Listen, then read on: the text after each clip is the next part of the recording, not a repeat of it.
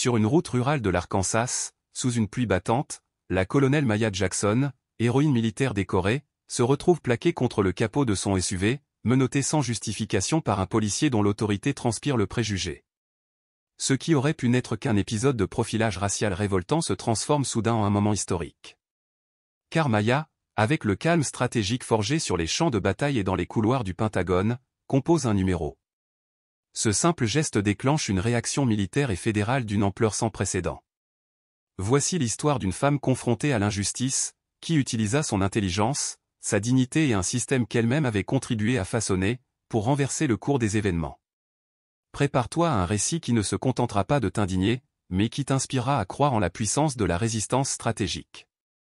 Avant de plonger dans cette narration percutante, laisse-nous un commentaire avec « D'où nous écoutes-tu » Et n'oublie pas de liker cette vidéo pour rejoindre notre communauté engagée pour la justice et la responsabilité. Abonne-toi pour ne rater aucune histoire comme celle-ci. Le soleil du matin projetait de longues ombres sur la route déserte alors que la colonelle Maya Jackson, 42 ans, franchissait la frontière de l'Arkansas à bord de son Lincoln Navigator. Avec 20 années de service militaire irréprochable, Maya incarnait l'excellence. Des terrains poussiéreux d'Afghanistan aux couloirs lustrés du Pentagone, elle avait surmonté des obstacles que peu pouvaient imaginer, surtout en tant que femme noire dans un système souvent conçu pour l'entraver. Son nouveau poste de commandante d'une unité tactique spécialisée à Fort Chaffee représentait l'apogée de décennies de sacrifices et de détermination. À 7h15, la faim la poussa à s'arrêter dans un petit restaurant en bord de route, Maggie's Country Kitchen, à Pine Bluff. Elle portait un blazer bleu marine et un jean. Sa posture droite trahissait son passé militaire, même si ses vêtements civils la faisaient passer pour une simple voyageuse. En entrant, le tintement de la clochette au-dessus de la porte signala son arrivée. Un silence s'abattit brièvement, et les conversations s'interrompirent. Les regards, oscillant entre curiosité et hostilité à peine dissimulée, se tournèrent vers elle. Maya s'installa dans une banquette près de la fenêtre, déposant à côté d'elle son sac militaire contenant son ordinateur portable. Près de 10 minutes s'écoulèrent avant qu'une serveuse, Betty, ne daigne s'approcher. Elle arborait un sourire figé, qui ne touchait pas ses yeux. « Qu'est-ce que je peux te servir, ma jolie » demanda-t-elle d'un ton condescendant, bien loin de toute amabilité. Maya commanda le petit déjeuner spécial et un café, d'une voix chaleureuse mais posée, la même qu'elle avait affinée dans les zones de guerre.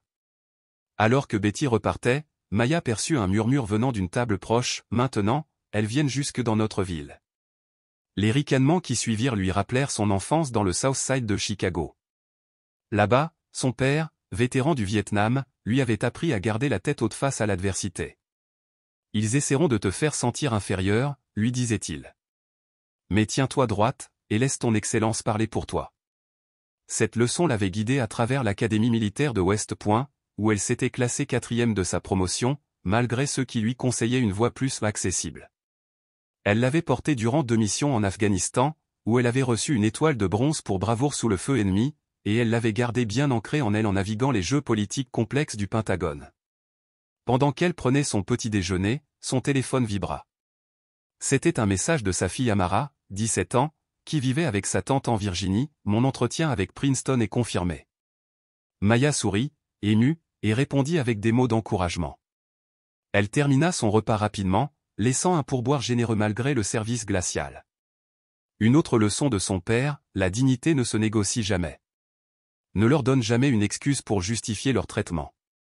De retour dans son véhicule, Maya avait choisi de prendre une route pittoresque à travers la campagne de l'Arkansas, espérant s'imprégner de cette région qui serait désormais son foyer pour les 3 prochaines années. Les collines ondulantes, drapées de pins, offraient un paysage paisible, presque apaisant. Mais cette tranquillité fut brusquement brisée lorsqu'un véhicule de patrouille apparut dans son rétroviseur, la suivant à une distance constante sur plusieurs kilomètres. Maya vérifia sa vitesse, elle roulait exactement à la limite autorisée. Elle s'assura aussi que sa ceinture était bien attachée. Ce sont là des réflexes profondément ancrés, fruit d'une vie entière, à savoir que pour un conducteur afro-américain, un simple contrôle routier peut virer au cauchemar. Pendant 10 longues minutes, la voiture de police demeura derrière elle, ni trop près, ni trop loin. Une tension sourde s'installait, croissant avec chaque minute. Puis les gyrophares bleus s'allumèrent. Maya actionna son clignotant et se gara prudemment sur le bas-côté, plaçant aussitôt ses 2 mains bien en vue sur le volant. Elle n'avait enfreint aucune règle. Ses papiers étaient en règle. Mais la durée étrange de cette filature lui laissait pressentir que ce contrôle ne serait pas ordinaire. L'officier Blake Murray s'approcha avec une démarche empreinte d'arrogance. Sa main frôlait son arme, dans une posture inutilement menaçante. « Permis, carte grise, et assurance », ordonna-t-il d'un ton sec, dénué de toute politesse professionnelle. « Puis-je savoir pourquoi vous m'arrêtez, officier » répondit Maya calmement, le regard droit, tout en saisissant lentement ses papiers. « Ici, c'est moi qui pose les questions », répliqua Murray d'un ton glacial, transformant l'échange en affront à peine voilé. « Vous conduisiez de façon erratique. » Maya savait que c'était faux. Sa rigueur militaire s'étendait à sa façon de conduire. Mais elle ne protesta pas.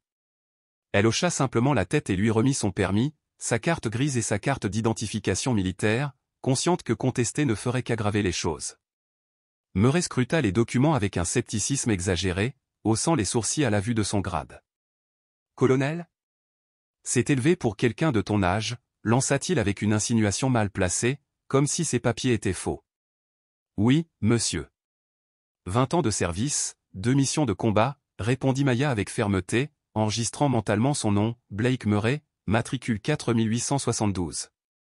Alors qu'il faisait le tour du véhicule, il commenta avec mépris, « C'est une voiture chère pour un simple salaire militaire. » Le ton était plus qu'interrogatif.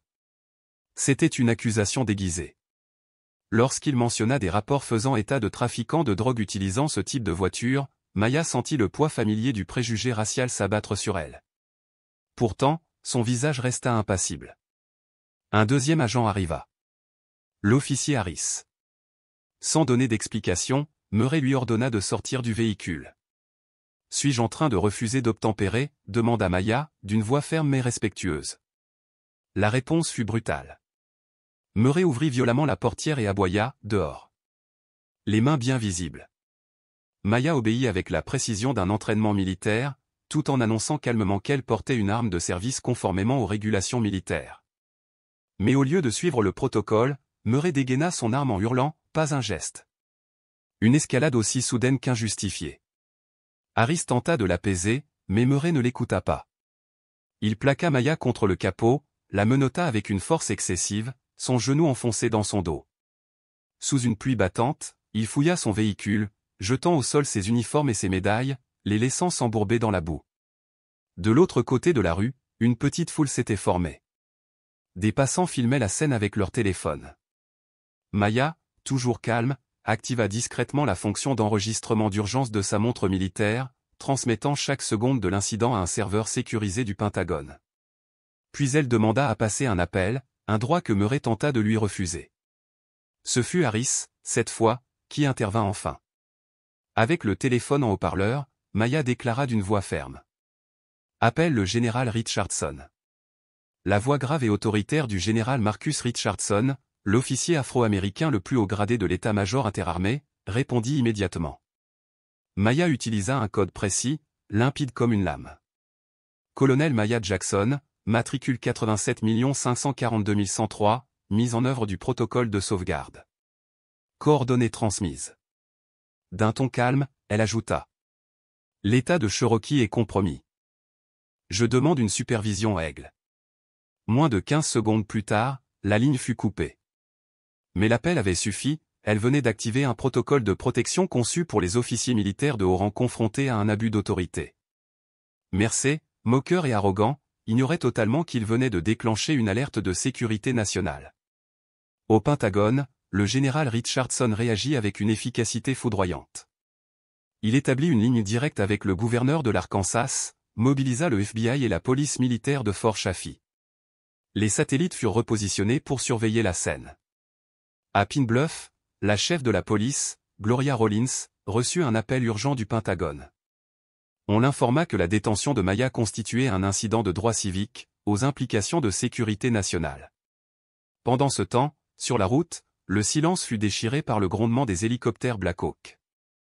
Un convoi de véhicules fédéraux et militaires fonçait à vive allure. Face à l'arrivée de la police militaire, Mercé commença à douter. Mais son orgueil le poussa à camper sur ses positions. « C'est ma juridiction !» hurla-t-il, même alors que sa radio diffusait des ordres directs de Rollins exigeant la libération immédiate de Maya. Lorsqu'il tenta une nouvelle fois de l'intimider, l'officier Harris intervint, exigeant les clés des menottes. Paniqué, Mercer tenta de saisir une arme secondaire. Harris le plaqua au sol avec maîtrise, évitant de justesse une tragédie. Les forces militaires établirent rapidement un périmètre. Mercer fut arrêté pour agression sur un officier fédéral. Son autorité s'effondra, captée en direct par les caméras et les téléphones des témoins. 6 mois plus tard, Maya, désormais promu général de brigade, témoigna devant la commission judiciaire du Sénat. Son uniforme scintillait sous les projecteurs, symbole d'une dignité conquise. Son affaire avait inspiré la loi de protection militaire Colonel Jackson, un texte historique établissant des protocoles contre la discrimination policière envers les militaires, et lançant des réformes plus larges en faveur de tous les citoyens. À Pine Bluff, le service de police fonctionnait désormais sous un décret de consentement fédéral.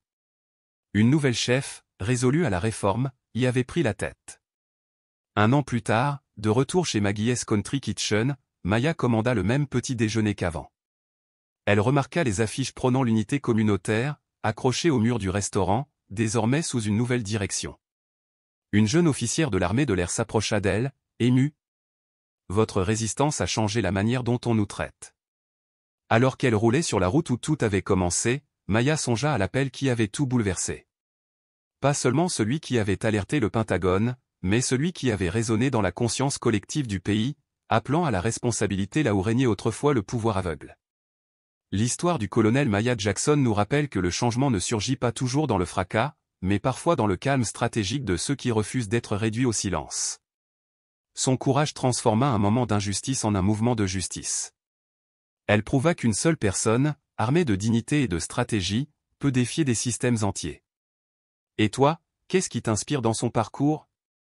Crois-tu que le courage individuel peut changer un système brisé, ou faut-il davantage? Dis-nous d'où tu nous écoutes et partage tes réflexions en commentaire. Like si tu crois en la justice et abonne-toi pour d'autres histoires qui montrent que le changement est possible, même face aux plus grands obstacles. Partage cette vidéo pour inspirer d'autres à se lever avec bravoure et stratégie face à l'injustice.